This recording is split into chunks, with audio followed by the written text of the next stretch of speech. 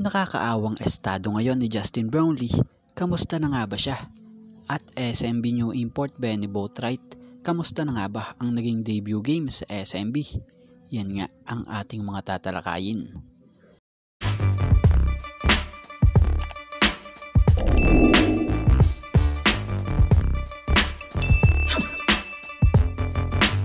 So about nga muna tayo rito sa kampo ng San Miguel Beermen.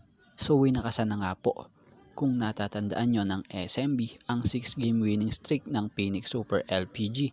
Dito nga lang pong Christmas game sa first game, sa final score na 117-96.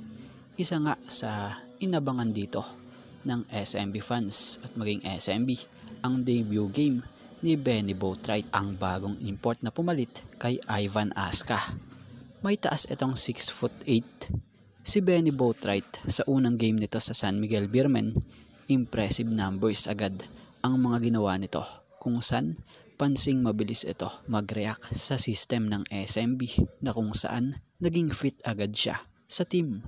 Si Benny Boatwright nga ay gumawa sa larong ito ng magagandang numero na mayroong 26 points, 16 rebounds at 4 assists.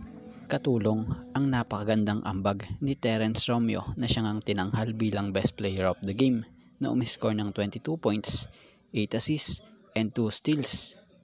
So bago nga tayo magpatuloy, baka naman po pwedeng maka-request kahit isang subscribe lang po, at kung mabigat naman para sa inyo, kahit isang like na lamang po. Maraming salamat po. So proceed na nga tayo about naman dito sa Gilas Pilipinas naturalized and resident import ng Barangay Ginebra. So nakakahabag na balita about dito patungkol sa latest update dito kay Justin Brownlee. Si Justin Brownlee siya nga yung import noon na ngayon kababayan na rin natin. Siya yung player na isa sa nakapagbigay karangalan sa ating bansa. Ilang goal nga rin ang nabigay nito, maging ang trophies sa loob at labas ng bansa.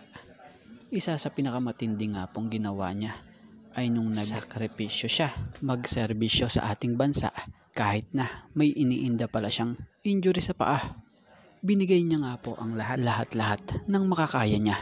Ginawa niya lalo na nitong last Asian Games, kung saan dito rin siya pinatawan ng isang di magandang pangyayari.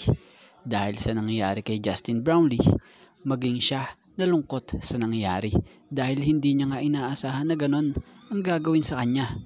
Kaya naman eto, magpahanggang ngayon nababahala siya na umuwi dito sa Pilipinas. Batay nga sa tulad rito sa nabasa nating update na nakasaad rito na breaking news update kay JB. Gusto na talagang bumalik ni JB sa Pilipinas, pero nahihiya daw siya dahil baka sa kung ano sabihin sa kanya ng mga tao. Ayon nga rito sa pahayag ni Boss Al, sabi rito, actually sobrang bait ni Justin Brownlee.